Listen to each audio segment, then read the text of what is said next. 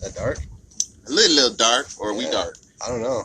You know, what you say? Let's try to focus. Can we get some exposure? But then again, that's how it's looking at us, so that's not how the people probably seeing us. I don't know. Could be. That's right. So who's out there? They'll let us know. Yeah. Let us know if we are darker than we appear, family. How you guys doing this? Already. What's up, people? Welcome to another wonderful show of B&W Show. As you know, this is my boy AP. Always. I'm your boy Lavelle. You know, we got a wonderful things we're going to talk about today here. And let us know, give us some feedback, man, because, you know, right now, the technical scene and our studio out here in our outside studio, you know, you appear a little dim, you know. So let us know. We got to work on some lighting exposure for you. See if we can have our technical team get on that. That's right. You know, so see if we can set it off a little bit. Yeah, with the stars of us on the show like this, we can't have our technical crew fall behind with the producers and directors. Yeah, man, we got such a large set. It's unbelievable, especially the changes that we got coming up. Which, you know, I don't think I can say is just stay tuned. We started off 2018 one style. You know, we're gonna go out 2018 in another style. We're always looking to up and up the game. You know, so we can stay up with the competition, stay contemporary, keep moving forward, pushing the bar a little bit. You know, so And make sure you check out the other greatest show ever, A&M in the PM. Yep. That's also live on Facebook. Yep. Moving forward with that as well. Mm-hmm. But we want to discuss some current issues of racism in the news lately, along with some other... Are you going to jump in there, or you want to tell them about the show first? Yeah, so we are playing... As Bella was mentioning, you know, we have some changes coming, some big changes, good things coming. So that's why we're still playing with our format right now. That's why our topics swing from real hard-hitting, cultural, interesting subjects like when we did the autism awareness show, where we talked about the N-word and the NFL. Damn good shows. Kneeling and stuff. Right. And then we had our more chewy, gummy, in the mouth show, like with the racism in the food, and, the cultural attractions. Yeah, you know, it's easy stuff for us to talk about. It's not really, you know, too much. It's already out there, materials out there, like the Me Too movement. Yeah. Come on, man, you really just got to go in there and see who's often touched. Right. You know, everybody. It's not really places for us to discuss differences. It's more of us just to discuss what we like, I guess. Right. Or what's going on. So this show, we're actually going to bring a combination of the two. We're going to talk about some of the racist and annoying stuff that's happening in the news lately. We got a couple of big topics, and then we're also going to go into more a gummy subject. True. Okay. True. Anything you want to add? No. All right. We just give it to them raw. So let's get into it. So the first one is probably the big topic lately, especially when it comes to racism, is Roseanne Barr, or Roseanne Arnold, however you want, whatever name she wants to use. You know, celebrities are like that. So, I mean, you know, does it take away any accreditation, whether I take masculine, the husband's last name or the wife's last name? Yeah. Doesn't matter. Yeah, I'm not sure where she's at now, because I know that she's not with Tom Arnold anymore. Right. So maybe she's back to the bar because she didn't want to be Roseanne Arnold. I don't know. She need to figure out the bar, though. Yeah. The bar changes. Right. Up and down. Yeah. Up and down. She keeps raising and lowering the bar. You know, she keeps getting that foot and mouth syndrome. Yeah. But before we jump the gun, let her go ahead and explain the story about what the foot and mouth syndrome came from. So, with if you haven't heard, again. So Roseanne Barr in a late night tweet, like that's an excuse, I guess. I guess they're like rants. Yeah. Are they really rants? Yeah, I guess something maybe like that. Drunk at 2-3 in the morning or something, or I can't sleep, so I had pills and I don't know what I was really doing, whatever. Yeah. So so Obama's senior advisor during his administration, her name was Valerie Jarrett. All right. So. She, for whatever reason, got on some rant. He's no longer in office anymore, so this just happened a few months ago. Decided to call her a monkey. Why that word? Right. Why that word? Right. I don't... Out of all animals well, anything, you could choose. Even if you call... I mean, inanimate objects... Yeah. You know, why a monkey? Because if you really think about it, when you listen to that, is that worse than hearing somebody being a dick?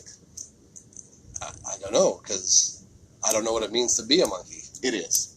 Is it? It is. Okay. Coming from my side of the tracks, okay. to hear somebody say monkey, it's like there's certain keywords that you don't use to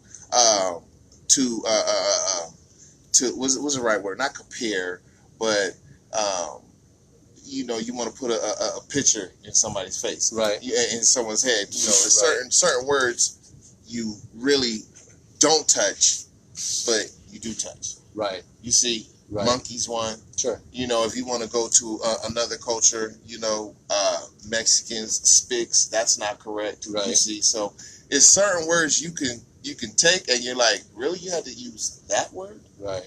If you're not trying to demoralize anybody, you're just trying to make a statement, or you're just trying to put together some type of analogy, metaphor. She was clearly out to insult her. Right. Whatever her motive was or wasn't, she was out to insult her. Right.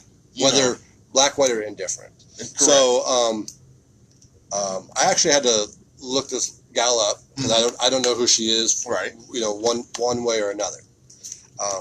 In my history, when I looked her up, I can see Roseanne's argument as far as she thought she was white. Right. By her name? Nope. What was her name? Her name is Valerie Jarrett.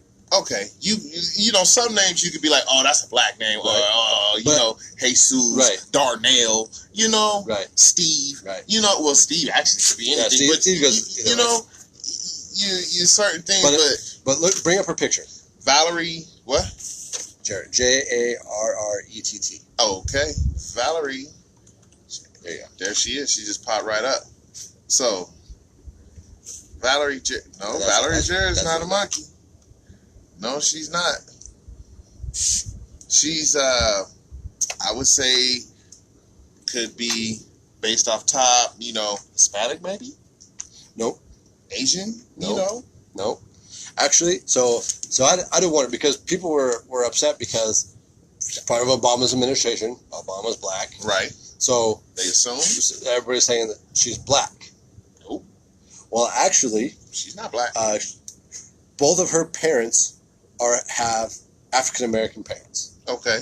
Okay. Her parents are both African American, I guess. It's okay to say black. I'm going based on what Wikipedia said. Oh, are we going PC right now? No, just because, again, I can't tell. But, and I'm saying African American because I'm going to this final point. So, both parents were African American, and her parents' parents were African American. Okay. So, however, from this TV series, it's called Find Your Roots. It's the one that Ben Affleck went on, and he didn't want they found out that his relatives were slave owners way back in the day, and he didn't want that to come out, so he was trying to hide it or whatever, and people got offended because, you know, hold your history, whatever. Right, hold your history. Like, they're not saying you're a slave owner, right? It's just understand it's where we come from. Right. Half the country at that time was slave owners. It's going to come up. It is. Right? It's like there's no pure black race in America. Right. Everybody's diluted. Right. So, based on, they did a DNA test on her. She's actually 49% European, 46% African, and 5% Native American. Okay. So, that would explain some of her features, why she doesn't really truly. Right, she doesn't have the whole black. But if you actually bring up her dad, her dad, was it her dad or her grandfather, someone who was a very prominent scholar, and so he light skinned like a mug. Yeah, exactly. He's really light skinned as well. Hey, her pops is resemblance to Farrakhan. Yeah. To be real, honestly, her pops real light skinned and real fair. Like my grandmother, or I should say my grandmother or great grandmother on my father's side, you know, is Indian. Seen a picture of her, beautiful woman. You know, first of all, but very, very, very, very fair skinned woman. Sure. She had her turquoise beads going. I would say she's probably one shade darker than you. Oh, okay. You see what I'm saying? So when you look at it, it's funny because when if you don't know the history, you don't know her, and you're just looking at her, like looking at the book from its cover, you would be like, oh, she's okay. She could be Native American, right? She could be white. You wouldn't say she's black, right? Or mixed, of that. But it's just funny how those shades go. So even in this case, when I'm looking, I'm like, oh, well, nah, she's not black. Yeah. She's black. Well, damn, I'm wrong because I'm looking at her. I don't see her as a black woman just off looking at her. Yeah, and she was actually born in Iran. Right. But her folks are American. They're American. Right. Right. They were just there for mission or democracy or diplomatic stuff. Right. So she was born in Iran to American parents, and I guess they lived in the Chicago area. Right. So but clearly she's not hood by any means. Right. But but does that make you more black being hood raised versus being suburban raised? Or I'm sure she was raised beyond suburban, right? Right. It's being black is being black in that experience, whether it's in any type of lower poverty community or in a more accomplished community. Sure. You have indications on both sides of obstacles which you need to go through. Sure. You see what I'm saying? Because you go, let's say, pick Beverly Hills. Okay, the black kid going to that school. Oh, they have to deal with their obstacles. They might have to do with certain quiet racism.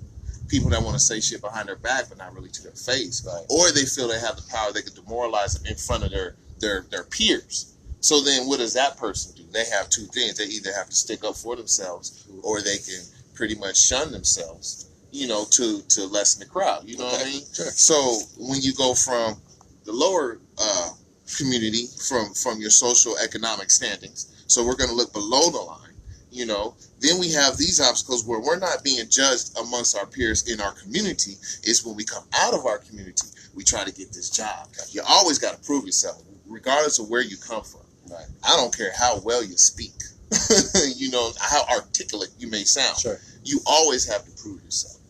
So you have to prove yourself. I'm quite sure you have to prove yourself as you going into the job as well, just like me. However, the degree of which I face that you face may be a little bit different. You know what I'm saying? So it's always so when they, a lot of people, that thing about, you got a chip on your shoulder. Right. Well, my chip comes from my social economic experience as a youth and how hard I have to fight to make it in this world. You know what I'm saying? So is there a chip on your shoulder when you come from Beverly Hills and you're that black child? No, not really. Not really in a instance that you have to face those social economic struggles that we had to face in the ghetto or the hood. Right. You don't have that. That's not the problem that you're facing over there. Right. You know what I'm saying? Sure. You're facing I would say probably the more the invisible stereotype. Gotcha. Because you got money. You stand the same in the hood with us. Right. What's your pops do? Oh, he's CEO, or he could be an athlete or whatnot. You know what I'm saying? But how are you looked at? Do you need to do what your dad does? Do you need to do what your mom does? You know what I'm saying? To be that successful person. If it's sports, everybody looks at the child and be like, oh, okay, you're going to be like your dad. Right. You know what I mean? Of course. Walter Payton, Michael Jordan, even Bronny's little boy now. You look at him, oh, okay, that's what you're going to do. Right. Expect it. You know what I mean? No chance of choice. What he wants to be, yeah. You know what I mean? Yep. So it's just like, oh, okay, this is what you're going to do. Others is like, well, what are you going to do? Mm-hmm. You don't come from money. So what options do you have? Right. Because my community is not putting faith and belief in me to push me to get somewhere else. Right. Because we don't know how. Right. We're still shooting each other. We're still robbing each other. We don't know how. If we can find support, we find support from our 3 or 4 peers. But collectively, we're still trying to learn that. Sure. That's a fucking shame. I know that probably went off a little bit of what we talk about, but we get to talk. You see what I'm saying? That makes sense. Yeah, but we do have those because that black experience in America wavers from that actual black man or woman. Yeah. I don't know. From my experience, though, I've seen a lot of black kids at Bel Air High. Balling, huh? Balling. Still only one Fresh Prince. Right. Damn it, there was a lot of blacks there. Right. You know what I'm saying? For real. Judges' sons and all that, man. That's something else. But it's crazy though. You know how we have these trigger words and how they can push the certain buttons. Yeah. You know, it's just like social media. I mean, we're on here. You know what I'm saying? Yeah. We're trying to, you know, everybody wants a little exposure. We want to try to change it. Hope this changes our life. It changes our life. But it's social media. Right. Those trigger words can come in our reflection. Yeah. Just like KD. You know what I'm saying? Yeah. He getting all sensitive, you know, texting with everybody else, you know, and it's those triggers that we want to push on each other, you know, to make us react, positive or negative. You know what I'm saying? Right. It's just it's confidence behind a fucking electronics, because when we're face to face, are they really gonna say something that's gonna piss you off? Right. You know what I'm saying? It's telephone muscles. Right. Everybody has telephone muscles. Right. You know, they're a badass when they're behind the receiver, but right, when they're talking to you in the eye, they're gonna look down all day. You know? All day. You know, it's a difference when somebody gets in your face. Like my wife said there, every race is crap. Yeah, true. That is the truth. Well, has crap, I guess. Yeah, true. Saying, every race does have crap, because we're all individuals. Right. Nobody's perfect, no matter how much we want to sit and act like we are. You know, we want to point the finger, but we got 3 fingers pointing back at us. So. Well, and like Tommy Lee Jones said in Men in Black, a person is smart, or the group is people, dumb, ignorant, scared animals. Yep. That's just the way it is. I don't know how you remember that line from Men in Black. I kind of paraphrased. Okay. Yeah.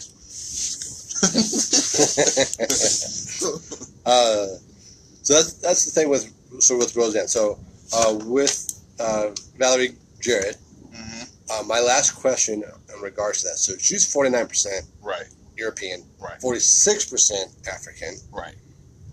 Obviously looks like North African maybe, and then 5% Native American, right? Right. So then I want to know. He said North African. What? Is that where like the light skin are? Like North African?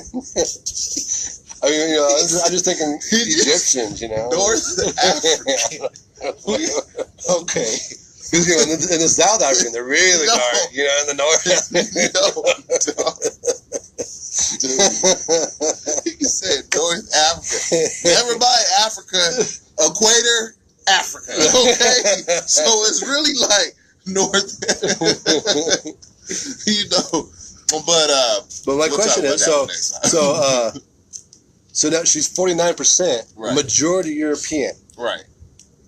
So how much DNA, African American DNA, is required to be considered black, or thus not black? 1/16, isn't it? Is it 1/16? Something of original man. So then like her 5% Native American, she shouldn't even claim that because she's got more black in her. But she still can qualify for all the Native American programs around here. She'd be like, hey, you know what? I'm 16% Indian. Yeah, right. Oh, well, welcome to the reservation. Right. You know what I mean? So that's crazy. That is crazy. But you know, because like what if tomorrow I put in my DNA and it turns out I'm 15% African American? Well, guess what? I'm going to take you down to the local DES office and we're going to get you a food stamp card. Okay? We'll come up with the story. But, you know, you too can qualify for a couple government programs. I'll just take it for the student loan race for, you know. Right, student forgiveness? Yeah. Struggling minority, yeah. you know. Yeah, you qualify for that one too. Government's fickle, man. Government's fickle. Yeah. Actually, we talked a couple shows back when we was talking about how you qualify for certain loans, programs, and coverage, or basically just benefits package, being a foreigner. Right. You know, you being African, not Black American, but African. Right. You know, so you being Asian, you being, you know, anybody coming over, you know, with the visa or whatever, you qualify for these things just because you're not being a citizen of America, pretty much. You know, so it's crazy. Right. So the next topic we're going to jump into. Oh God. So is it another person whose mouth is running a little bit too much? Right. This is Papa John versus Colonel Sanders. And he's just as shitty as his pizza, man. Yeah. Yeah. Papa John's pizza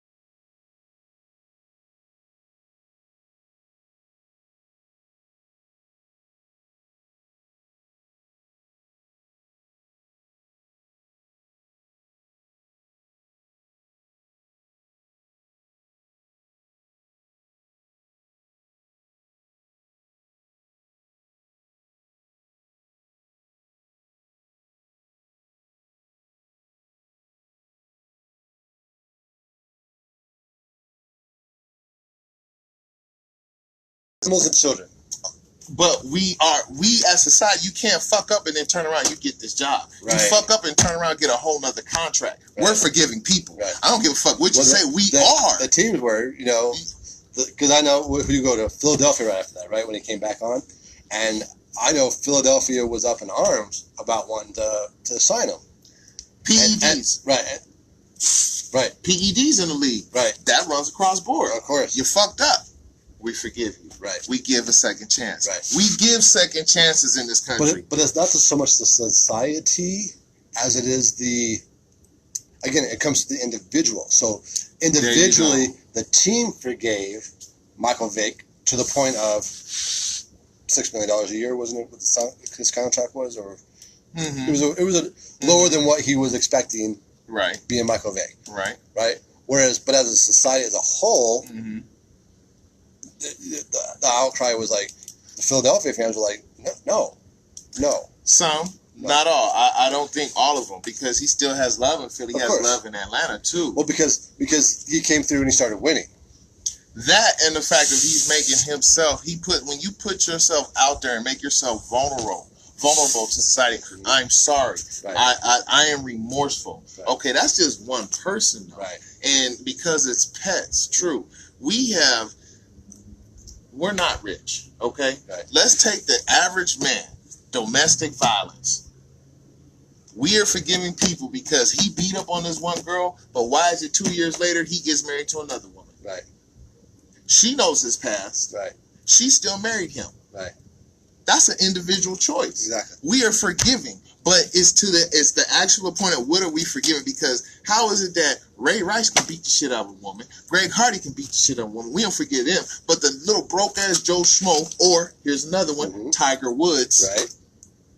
Well, he opens up remorseful. They jumped on the bandwagon to stomp the shit out of Tiger Woods because as much as we elevate this guy, we can't wait to bring him down. Oh, yeah. As soon as he fucked around, we brought the knife down on him. The golf community brought it down. They hate hypocrites. They hated. Yeah, they're completely hypocritical. Tom Watson wanted to talk about Tiger Woods, but then Tom Watson cheated on his damn wife, his damn self. Had that shit squashed out of court. But yeah, I'm so cool and I can walk around and talk shit. But nah, man, it's not because we're hypocritical. Right.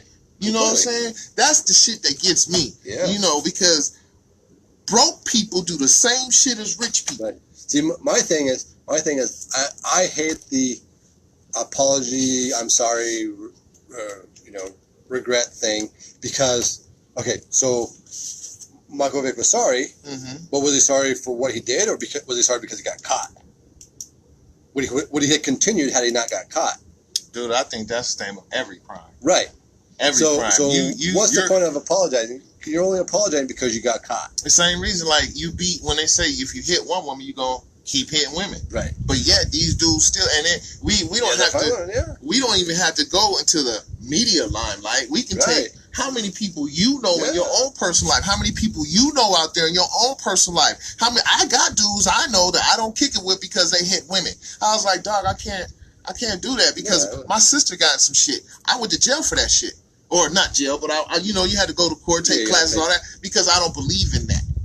You know, I don't believe in that. Now, they said, would you do it again? Hell yeah, I'll do it again. That's my fucking family. I'll do it every fucking time I have to do it. You know, but some people don't understand that. Oh, well, she got in that situation. Well, fuck you. Some people can't defend themselves. Right. Some and some people have a hard time breaking patterns. There you go. Right? There you go. But that's another talk for another. True, that's a big conversation. You absolutely breaking the patterns is because it's at our level of forgiveness on a society. It comes to the individuality. First of all, do we even like you first? Because Kobe Bryant, remember when he cheated on his wife? Got in a big fiasco. Everybody wanted to talk shit about Kobe. Oh, Kobe ain't shit, man. You know, he's soft as fuck. You know, all this and that. Oh, but look what happened. We are a forgiving society because what? Everybody loved Kobe. Kobe had a grand tour in the NBA for his last year. Now, if he was getting booed everywhere, do you think that would have went? Because he bought his wife that $4 million ring. Right. She could have took more than $4 million off the ring. She could have took everything up and left that man with his draws. But I forgive you. Yeah. So America follows suit. Nah, there's people that still don't like Kobe Bryant. It's an individual. It's to an individual. I'm the opposite on Kobe. I used to not like Kobe, and then I grew to like Kobe because he don't play no more. No, because I'm a big Laker fan. So like, you didn't like him as a Laker? No, I didn't at first. Okay. For whatever reason, because he wasn't a Laker. So the Lakers have always been a team. Yeah, I know a team. Right. And when he came in, he was a ball hog. He was a ball hog, which is not a Laker. Right. And so that's how he started off his career. And so I didn't like Kobe.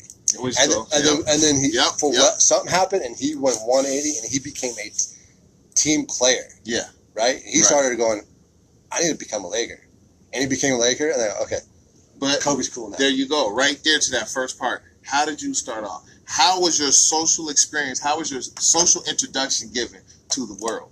Am I a hated person or I'm a beloved person? I'm Greg Hardy. I'm hated because of this right here. The NFL wants to give me a bad time. Yet I've never been convicted guilty of anything. It's been dismissed out of court and everything, but I still having a hard time because of this action, domestic violence. Got it. Ray Rice started the consequence for the NFL. That's that. But so he gets out of that, he goes to MMA. MMA takes him and says, yes, we love this animosity because you know what you're going to do? You're going to be our new Conor McGregor. You're going to give us some fucking sales and some fucking exposure because of the conflict, the violence, the turmoil. You are a destructive person, and us as society, we like to see destructive shit. Boxing, MMA, football. Come on, man. Hockey.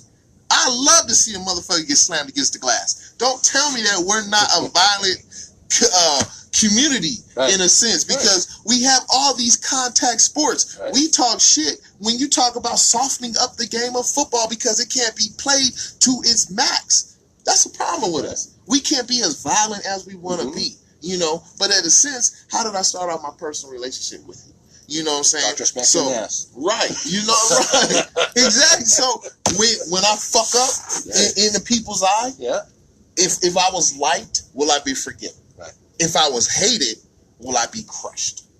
You see what I'm saying? And it all becomes are you liked going forward? Because what it is right now, with all over, we're pulling the wool over the eyes. But hey, we get some conflict going on. People want to go ahead and start looking at our website, start paying attention to us. That's what we need. We need that exposure. We need to cap your mind. Once we cap your mind now, can I make you a fan?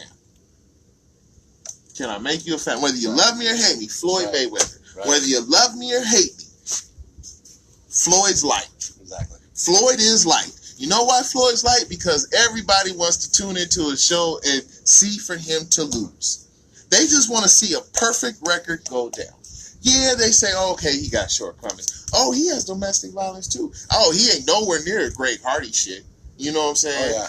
He ain't nowhere near that. You know what I'm saying? Okay, he didn't crossed over a couple chicks. But you know what? You know how many musicians out here that fucked over women too? Let's be real. You know how many baseball players that fucked over women too? We ain't hearing about, but we hear a lot of, which you notice, a lot of domestic violence in baseball, have you noticed, comes from the Latin players? I've noticed that, dog. And it came out with the Latin players. So then I had to think about, whoa, what's happening and how is their community in their country? How were they brought up? Very harsh, third world, you know, a lot of that domestic violence around where they come. It's a very masculine country, right? Masculine upbringing. So when they fuck up, because we don't know too much about them, do we forgive them? Because he's young and he still has a lot of growing in life. He can still change it around.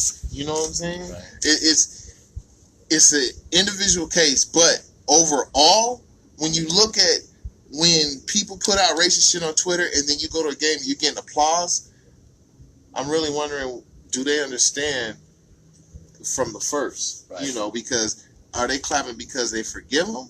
Or are they clapping because they believe he's a changed man? Or are they clapping because it's not a big deal? Those are concerns to me, man. For sure. You know what I'm saying? Because you can't ostracize somebody and then 24 hours later we're clapping for them unless we're a forgiving society for ignorance or ignorant reasons. Whatever it is, man, we just do it. And we all don't forgive for the same reason. You know what I'm saying? Oh, I forgive him because he's a good guy. Oh, I forgave him because he, people make mistakes. Exactly. So it's a difference, but I know we're not gonna agree on everything, but I really think that it is an individual of who they are based on how much they can get away with, in a sense. Yep. You see what I'm saying? Yeah. I mean, it's just fucked up. It's just fucked up, and there ain't no breaking the change because ignorance lives. Snap my chain. Right. You know what I'm saying? So, but yes, definitely. We want the feedback on that, man. We want to know what you guys think about all of that. That was our hard knock topic of this week we wanted to jump into. And, we just want to talk about a little ignorance of here, share our minds a little bit here. So, as we move forward, though, in the spirit of things, we're going to come out of some ignorance and get into some enlightening stuff. Lately we was just talking about some cars. So we're not big car guys. He's a bigger car guy than I am. Okay. We enjoy cars. Right. We enjoy cars. We like looking at cars. We love the body of cars. Like engines. I'm still profound on my knowledge on that, working on that. But however, excuse me.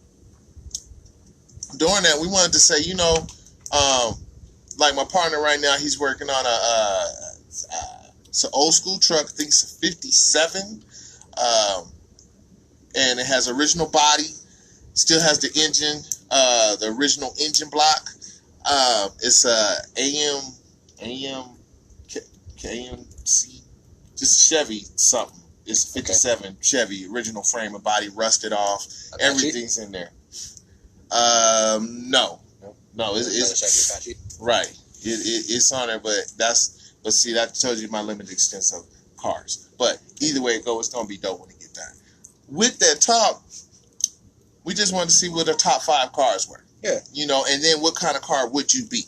So, a lot of us think, are we Hummers or we fast? Saying I'm a Maserati or I'm a Bugatti, So if you was to classify yourself as a car, what car would you be? Steamroller.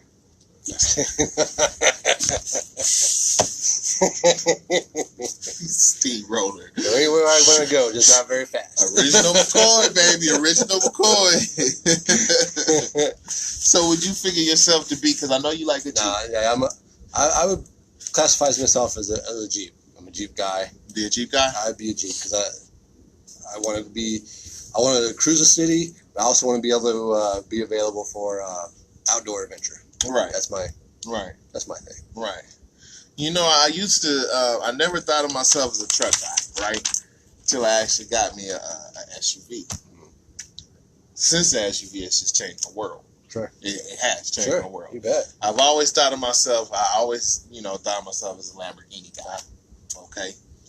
Since I've gotten to this SUV game, I've noticed I consider myself more of a Yukon. Okay. I'm more of a Yukon. Sure. Because reason is, pretty much aggressive. Yeah. Pull people out the way. Yeah. And, I set my own trail. Right. Definitely. So I pretty much, powerful as well. So I pretty much consider myself a Yukon. Now, there's a 4-door or 2-door. I like the 2-door. Yeah. Because I'm stylish. That's and I need the sunroof. That's where I am with my Wrangler, man.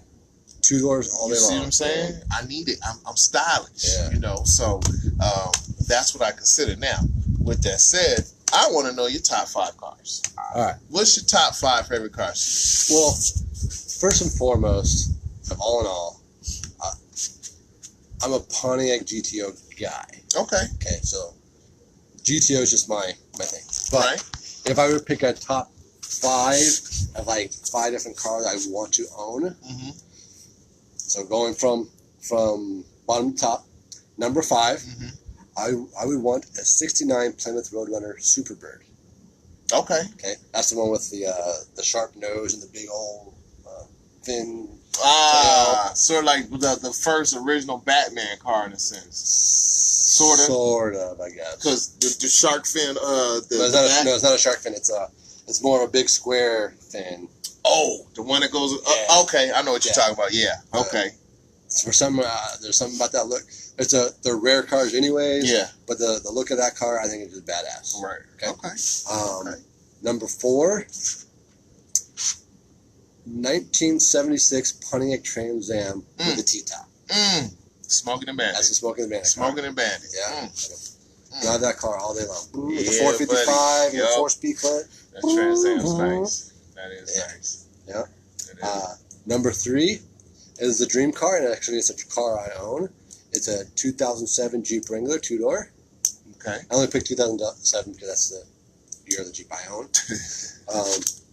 I think Jeep Wranglers are just, whether it's the Wrangler, the Rambler, or anyone before it became Wrangler, the Ramblers, CKs, the JCs, all that stuff.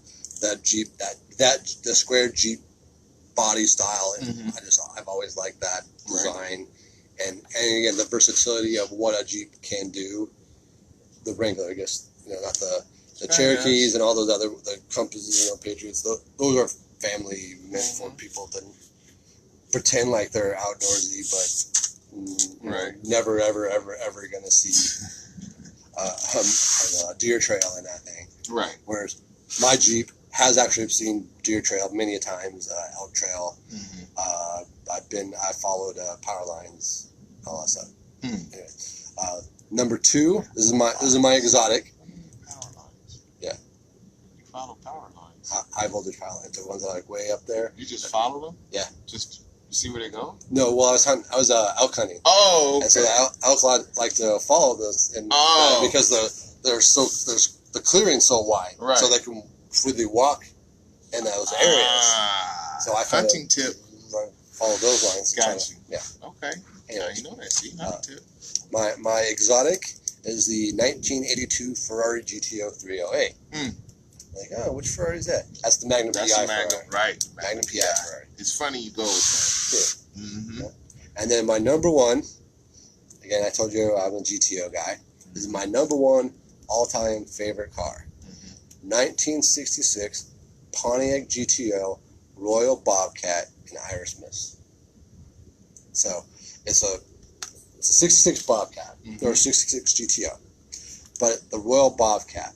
So during that time, 64 through 68, the GTO was actually manufactured in a town in Michigan called Royal, Michigan. Right. Thus Royal.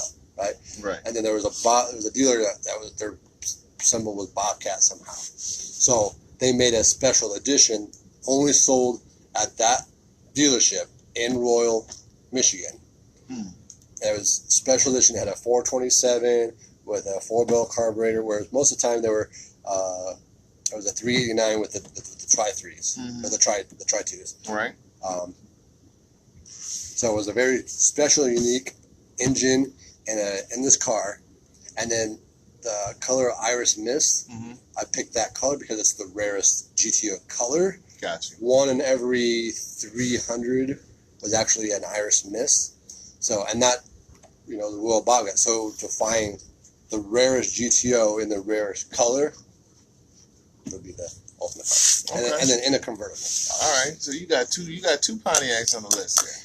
Yes. Okay. Yeah. He might be a Pontiac guy in the low. Never know. Let's see.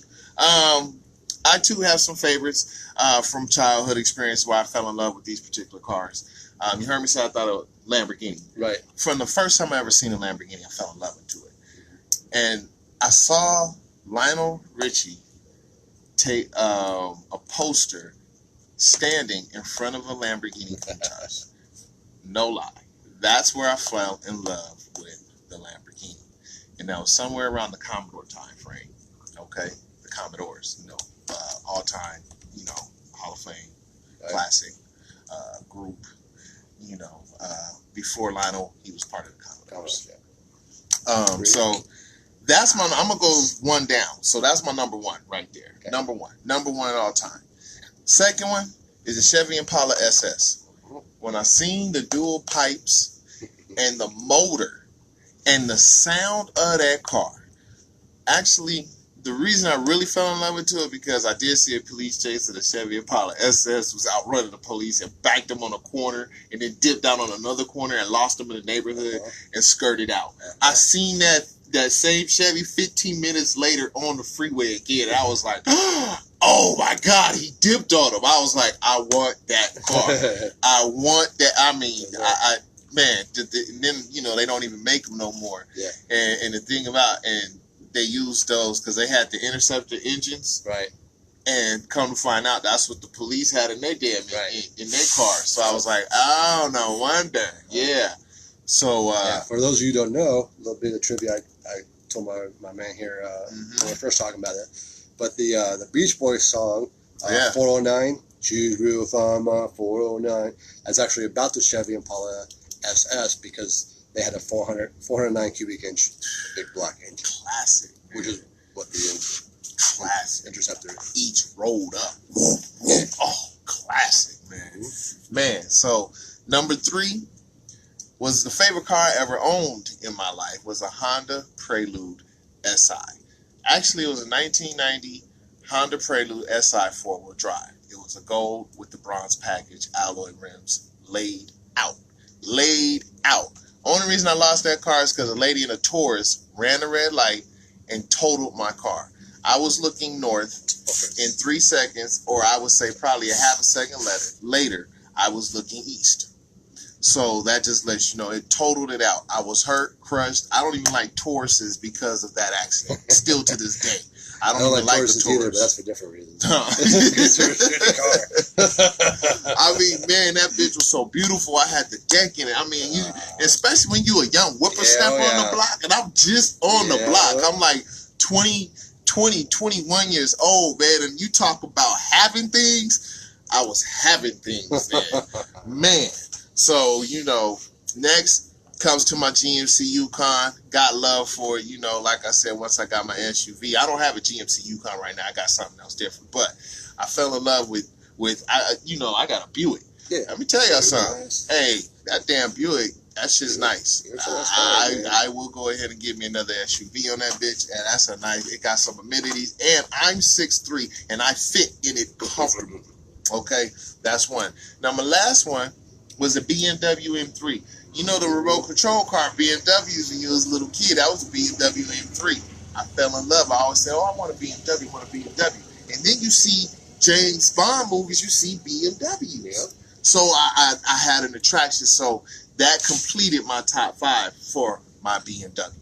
You know, so for my car in a sense. As a kid, we all have fascinations about cars, muscle cars, big cars. I, for one, fell in love with the monster truck game when it came out because everybody was talking about Bone Crusher and Bigfoot, you know, Earthquake, and I was just like, yo, Bigfoot is a big truck. You know, the big ass tires and that little old cab sitting up top. I mean, man, it's just crazy like that. So, I like the Gravedigger. Gravedigger's always been a crowd favorite, man. And then when you see the damn thing doing the flipping there, they're like, yo, this doing it like that? Yeah. You know what I'm saying? That's a recent thing as far as I remember. And monster trucks doing the flips and stuff. Right. You know, so that's one thing, man. So, you know, that goes out to our little kid love as far as favorite cars and everything. So, you know, our show wouldn't be our show if we would not solidify what we're known for. Right. Dun, dun, dun, dun, dun, dun, dun, dun, dun, dun. You know, football season, baby. You know it's coming back. August 2nd, Sports Hall of Fame game. It's going to be the Chicago Bears. The Bears against the Ravens. So, you know, y'all got to look out for that. It's going to be Thursday. Thursday's going to be the kickoff August 2nd. Mm-hmm. Yes, I'm excited because I love football for just its entirety. Yeah. You know what I'm saying? You know, people like it to watch it for the hits and stuff. I like it for the strategy. Love it. You know, because I read the articles. Mm-hmm. He said the articles. I don't look at the pictures. I read the articles. Too man. I like the strategy of how the game's ran, and you can tell a coach that knows his job when he knows how to play the right plays and manage the play clock. Best coach in the game right now. That's hard to go with right now. I see you ain't going with Belichick because it ain't come out your mouth. Oh, definitely. So you gonna go Scott McDermott with the Rams? I would say he had the best offseason so far this year. You gonna go with a Saints coach? Peyton? Sean Payton? I don't know. He's depends on what he can do with his team this year. I mean, every year it's going to be a different coach every year. So if I'm going to make a prediction for anything for this year, I say if the Rams don't go to the Super Bowl, they will at least get in the championship. Okay. That's my big prediction, is the Rams this year. All right, I'll take that. My big prediction, you already know, I'm a Cleveland Browns fan, true and true, y'all. I was thinking about going ahead and leaving the squad, but you know what? I can't leave my squad like that, man. I can't leave my hometown. My family just don't leave out of the state. You know what I'm saying? What kind of mess is that? We all not LeBron. Now everybody can go to LA. You know what I mean? I got love for LeBron, man. That's accurate. Fine. What he's doing for the community out there, for the kids, providing that future. That's what it is. But my prediction, what we gonna do is at least 8-8 this year. Okay. We, depending on the Steelers, how they downfall, and the progression of the Ravens may dictate whether we may go higher than that. But I do know we should be going 8-8 this year for sure. So. But if I'm picking on my team, I think we're a minimum wild card. Right. We got the wild card this last year. I think we have a stronger team this year because we have most all the same guys. You gotta figure you're gonna have your running back. Yeah, McCoy. We gotta figure out what our running back is. There's some legalities going on with him right now. Yeah, what's with the Buffalo Bills and their running backs and their love of women, huh? Exactly. Are they a forgiving people? Now look, y'all know. Okay, Buffalo is. I know most people still love OJ. So sports world. If you don't know LaShawn McCoy, there's an artifact with his. Is she still in the house with him? I don't think so. Okay, with the current lady that was current in the house, she's now removed from the house. But basically, it was a watch or a ring. Was it a watch or something? Something of very sentimental value was taken. Okay. Well, the story is that a local henchman was sent to go retrieve such item. Well, local henchman supposedly has ties to LaShawn McCoy, and it's under the accusation of the local henchman went over there to retrieve said item under LaShawn McCoy's directive. So that has to be proven in a court of law. Right. So, as the lawyer wanted to first come out and say it was LaShawn McCoy, he then recanted and said, well, I can't specifically say 100% it is him, but we have strong belief that it does lead to him being behind this. So that's TBC. Yeah. To be continued. All I can say, the glove don't fit, you must acquit. Now, this is my question. Do we have another Zeke Elliott situation coming up? Because you understand, you had to fight it, then eventually, even though he was not guilty of it, there wasn't even no circumstantial evidence going to Zeke to say that he did these things. He still faced a 6-game suspension. Right. Now, if it's that fickle, and the NFL can move that fickle, how you think McCoy's going to favor it? Well, the way Goodell has been handing out disciplinary actions for anything that's considered against player that's considered player conduct. Mm-hmm. Whether you're guilty or not, it's player misconduct. So I don't know. I mean, you hope he play, huh? Yeah, I hope he plays. I hope he plays. That's my hope. Right.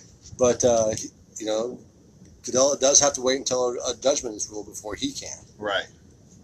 Because there's no why put out a suspension for somebody who's going to jail. Right. That makes no sense. Well, you will not be on my fantasy this year. Yeah, I'm not drafting. Yeah. I'm not drafting McCoy on fantasy this year.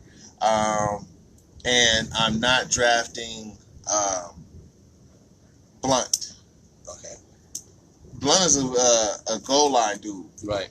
Sometimes it's very effective. Right. But because of what we have out there now, I may not wind up drafting him. Oh, really? Yeah, well, Blunt, because, Blunt's with Detroit now.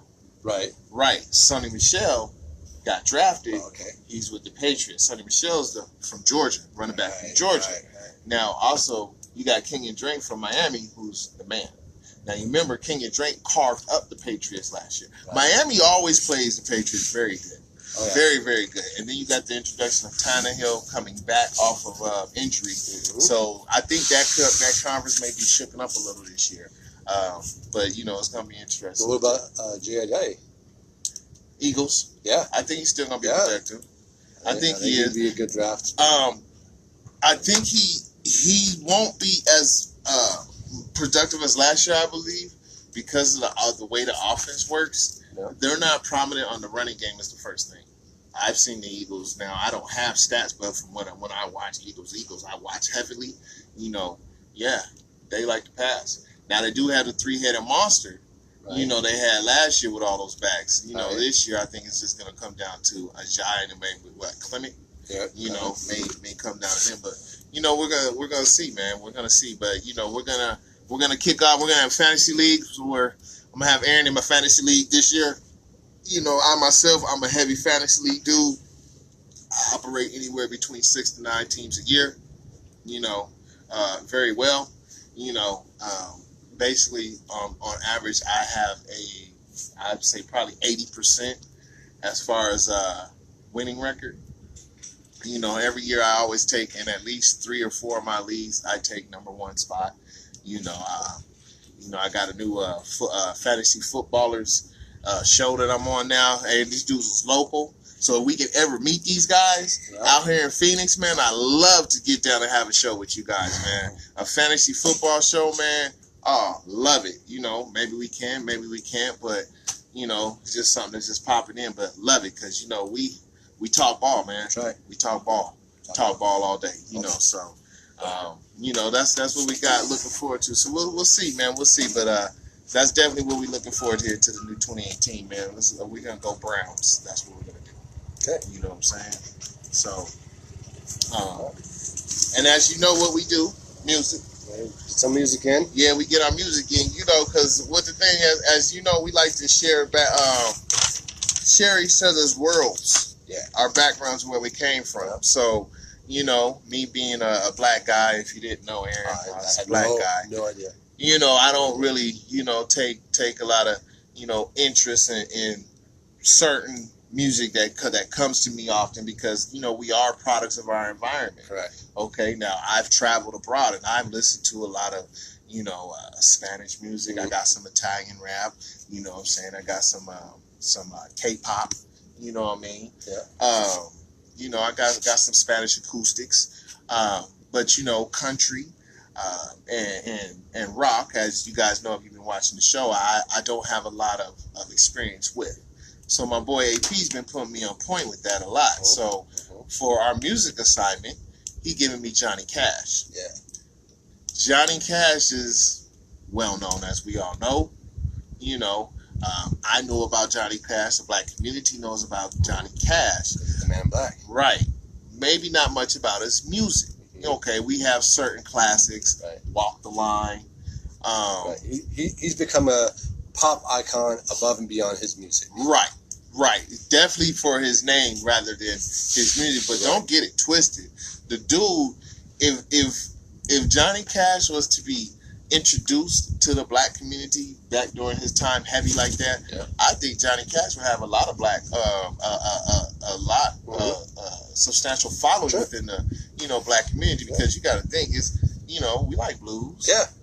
You know what I'm saying? Yeah, he started off gospel, so he has that gospel background. I was getting into it, yes. Mm-hmm. Yes, so with Cash, I noticed a couple songs with this gospel. But because you being my guy, I had some questions. Okay? Yeah. Now, I have some favorites off this. Hold up. This is Johnny Cash at San Quentin. Yeah. Okay, this is what I was doing. I was listening to this. Now, when you listen to Johnny Cash, you can tell the songs that have some gospel because you have the choir that comes in there and they're big influence in the background. But Johnny also is like a storyteller. He's a true storyteller. Balladeer. When he sings, he's really breaking his story, and he's so vivid in the story. So I have some classics off of this one.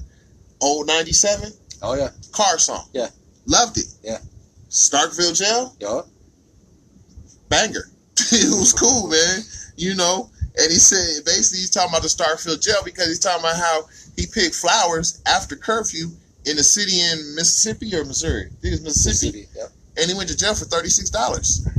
Now I don't know if that's a true story or not, but when you go to jail for $36, dog, yeah, you got a chip on your shoulder, player. You know what I'm saying? For real. Yeah. That's just like Emmett Till whistling at a pretty lady. The whole they say, "Oh, you pretty." Then they want to go hang them. Right. What kind of shit is that? Right. That's like way far. Yeah. Above and beyond. You know what I'm saying? The limit of torment. Man, it's fucking crazy. But San Quentin was cool. But why did they have San Quentin twice on here? Because I did some reading on it, and so again, for those who don't know, this album was recorded live. Mm-hmm. Oh yeah, live in the San Quentin prison. That's why it's at San Quentin. Right. And it was broadcasted on the BBC at the time. Mm-hmm. And he was fucking with the BBC because this was the second in this series. He started off the most famous, the Folsom Prison Blues. Yeah, that's a good one. So that was the first one. Mm-hmm. And that album, the way it ran, he felt it was too TV driven and not his show. Gotcha. So during this album, he said, "Fuck it, I'm taking over my show." Doing his thing. Okay. So a couple of these songs, he actually did. So the TV producers gave him this list. This is the songs we want you to do. Right. He's like, okay, but I ain't doing that. Yeah, whose show is this? Right. So he's like, because that's what they were expecting. They had their graphics set up for the song and stuff. So, he said to San Quentin, he's like, I didn't really like the way that one went, so let's do it again. Ah, okay. And then that started the fucking, and then there was another song on here. One man, Boy Named Sue. Yeah, that was cool. Yeah, that was cool. That's like one of my favorite on this album. Yeah, that's a great song because that was the story about him fighting his dad. His dad named him Sue. So he wound up fighting his dad in the bar at the end of the song and shit. That's actually a good song. Yeah. Because you can when I heard that song, I actually can see a play. You know what I'm saying? Not necessarily a movie, but a play. If y'all don't know, I do theater, so I actually can see that in a play. Maybe a 1-act, 2-act play with that one right there. That was pretty slick. Folsom Blues is a classic for sure. Ring of Fire, everybody know. Ring of Fire, I know it's been on a movie or two. In the soundtrack, it had to be. Of course. Because I know I couldn't recall what movie, but I was like, wait, I heard this damn song. I think El Mariachi's done it, and a couple other, because it's the it's classic. Yeah, it's Ring of Fire with it, man, and I had to say, yo, kudos. Now, Johnny Cash, he's a legend in his own. That's right. Now, when you ask me how I like it compared to some of the other stuff I've been listening to, I would say he'd be number 2 so far. Number 1, still Pink Floyd. Of course, man. Pink Floyd's hard to get past. Y'all gotta listen to that eclectic. Dude, that's all I can say is I was talking to my partner the other day. I said, yo, man, I was like, you ever heard Pink Floyd? He's like, no. I said, yo, man, you like eclectic? I said, yo, that's some eclectic shit. Yeah. It's beautiful all around. It's got subliminal tones in there. It's got upfront tones. I mean, melodies, melodics. You think he's gonna break out and go this way, and then he goes into a gospel type background. You're like, yo, that's. If you heard Outkast, which I'm quite sure a lot of people has heard Outkast Aquemini album. Pink Floyd is the beginning, is the genesis of that. You see what I'm saying? In a sense, Pink Floyd shit is just raw. Yeah. That Outkast is so eclectic, so melodic. It's on the same vibe, the same. It's just that Pink Floyd did it earlier, like 20 years earlier on that album. So it's a classic as well in its own right. But I just gotta get off. They're one of those bands that you have to listen to the album. Yep. You can listen to a song. Yep. But it just doesn't hold up without listening to the album. Nah, for real, you do. It's the album in itself is a story or a statement to be heard. Right. Like the whole thing. Right. Like just the way, and that's every album from Pink Floyd. Just the way they cut their songs and cut their albums. And that's why I like to listen to artist albums. Greatest hits are great. Right. Because they really bring out who the artists are. Mm-hmm. But the truth of it, if you want to know who an artist is, get an actual album, and listen to it complete and figure out how was it produced, what was the tone to each song, did it follow a rhythm, or was it just laid out as 10 different tracks, right? Right. There's 10 different tracks. Anybody can lay down 10 tracks, but to actually make the album a puzzle to be put together, that's a true artist. Yep, for sure. So, and then speaking of true artists, yep. So what you got? So I had the luxury of listening to, you can see that, Heavy D and the Boys, Peaceful Journey. So this was a fun album, a great album. A lot of great classic songs, like Now That We Found Love. Yep. Now that we found love. Album opens up to that song. I think it's a great opening to an album. If one of the best openings to an album, just because the way it pops out and really it grabs you and makes you want to listen to the rest of it. And then there's some great songs in here that I truly enjoyed. Wise, one of my favorites. Excuse me, let me bring this up, was Get Down. Right. Because of his play on what he did with the Arnold. During the song, he goes, we can't get down because he's always around. We can't get down because he's always around. We can't get down. There's the Arnold voice in there. So, anytime you can fit Arnold Schwarzenegger into a song is great. So it's a great album to listen to. Great beats. Upbeat as far as message goes. I like the letter to this future, where he's talking, even though he's talking to his past, his future, but it was fun, definitely fun to listen to. Not much longer, baby. We're wrapping up the music now, and then we'll probably come to a close, and then I'll be heading out there to help you out. So every beat is, again, it was one of those albums that it's worth listening to front to back. There's not so much a story in there. I mean, it was probably laid track wise, but there's a rhythm to it. Like a good ups and downs, and then the way it's played out is done really well. I enjoyed listening to it perfectly, and I actually have to expect I was unexpected, because for whatever reason, I have Heavy D associated with the Fat Boys. So, and I know they're not the same, but for whatever reason, same era. Yeah, it's the same era, and the whole Heavy and the Fat Boy. So the whole. So that's gonna be your sign. Not this one, but I do have that one. Fat Boys and UTFO. Nice. I'm gonna take you back when break dancing started, baby. And Cool G Rap, Cool Mo D. I go to work. No, that's a Big Eddie Kane. Cool Mo D. Forefathers of rap and hip hop. But this week, I still want to stay with you, though. Yeah. I'm going to stay back in that era. Okay. I'm just going to go from one extreme, I'm going to the other. Okay. I'm giving you Ice Cube. Nice. I enjoy it. And everybody know this one. They're going to be like, oh, what? He about to... America KKK's Most Wanted. That album is well, his first one's Death Certificate, but right. America KKK's Most Wanted, this is what got Ice Cube. They just hated him after this. Sure. This is where we all loved him after this. This album right here. Whew, fuck your Ice Cube, yeah. I'm the nigga you love to hate. Yeah, I said it. So I don't know if you're gonna say that when you in the car by yourself. Right.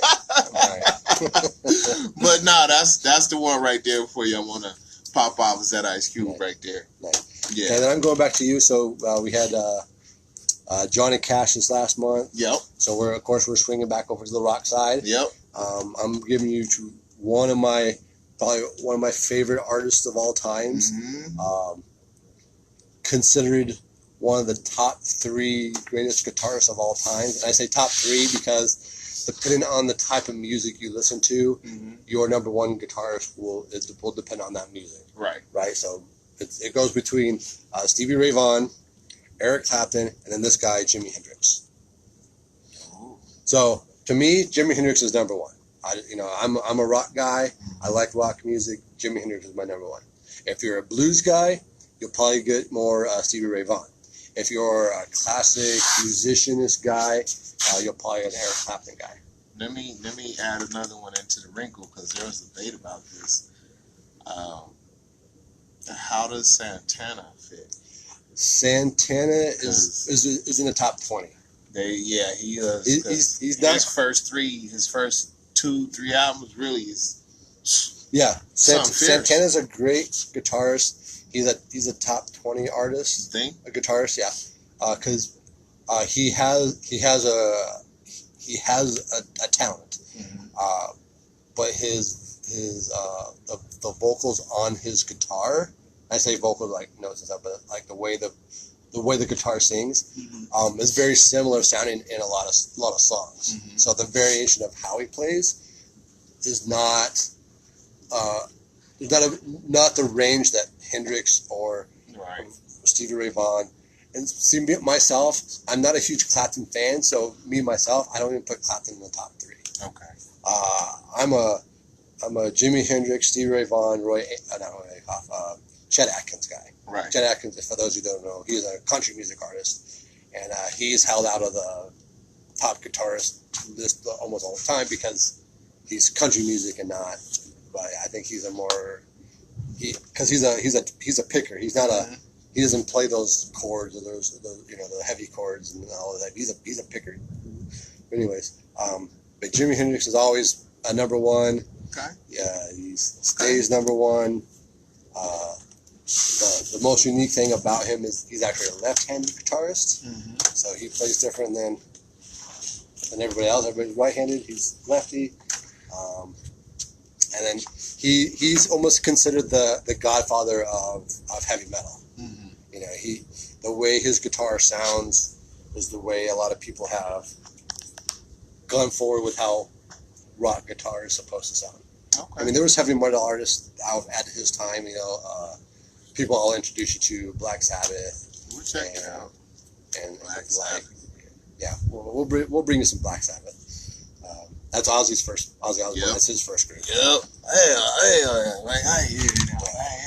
Well, the thing is, he talks that way, but the way he sings, like the way he sings, he doesn't sing the way he talks. No, he don't. That's what I was baffled about him. Because he had a show. He had a reality show. Yeah. And I saw that, and I was like, yeah. So I just love it. Like, yo, that's Ozzy. I'd be like, hey. And then they got him in the concert. I was like, yo, you can hear what he's saying. Yeah, you know, it's like, hey, he's an entertainer. That's what he is, man. You know, Ozzy. And I like Ozzy. I've liked Ozzy a long time. Yeah, man. You can tell how drugs affect your body. Yep. Look at Ozzy. Yep. You know what I'm saying? Love him, but you can still say drugs got on him. You know, but here nor there, next one. So again, I'm giving you the Jimi Hendrix Experience. So it's not just Jimi Hendrix, it's actually the Jimi Hendrix Experience. We're going for the experience. Yeah, that's actually his band's name, is Jimi. Okay. It's like saying, I'm going to have you listen to Paul McCartney and give you a Beatles album. Okay. Right? So it's, yes, Jimi Hendrix the main guy, but it's the Jimi Hendrix Experience. All right. So we're going to... And actually, Jimmy Boy. And so even though I talked about Greatest Hits, it's a Greatest Hits album. It's the best of. That's the album I grew up listening to of Jimi Hendrix. Every song is a banger. Some obviously are going to hit harder than the others just because of the style of the song. But it's a fun album to listen to. Great for rolling. It's Jimmy. All right. So we want to tell y'all, that's today's show. This is it. So do want to give some shout outs here. As we change it up, I know you guys seen past shows. We might just shout you out right in the middle of the show. Yeah, we're going to go ahead and move that to the end. We're just going to thank you guys over there. So do want to shout out Terry, Michelle, Monique, Kathleen, Liza, Jesse, Jenna, and Duncan for giving us your time here, responding to us on the show today. So, most important is that we have out there, is all of you guys. Yeah. So do want to tell you how much love. Thank you for your views. Thank you for your comments. Yep. We look forward to any feedback you have on the show. Yep. Did you like the soft topic on the cars? Yep. Topics. Y'all want us to talk about something where you can, you want us to go really uncouth off script? Is there a question you've always wanted to ask a black guy? Is there a question you've always wanted to ask a white guy? Like, why is something done this way? Mm-hmm. Ask us. Well, we'll make a show around it. You have a problem in your personals, and you're like, that ain't right. Yeah, go ahead and bring it here, man. We'll bring it to the table. We'll have a little discussion. I'll break down some pros and cons and the thing, and see if you're not compromising or you are, But I always do want to say you much love to Facebook fam. Y'all definitely be safe this weekend if you're in Arizona. Y'all stay hydrated. We just finished one of the hottest damn weeks of the year. There's an average of like 115 this whole damn week out here, man. It's like a hot oven with the door down all day. Just A hot oven or a hair dryer that doesn't turn off. Okay. With the humidifier on. Right, with the humidifier. It's crazy, man. But right all of that, 40%. Stay hydrated, stay peace, and we're gonna talk with y'all soon. Ciao.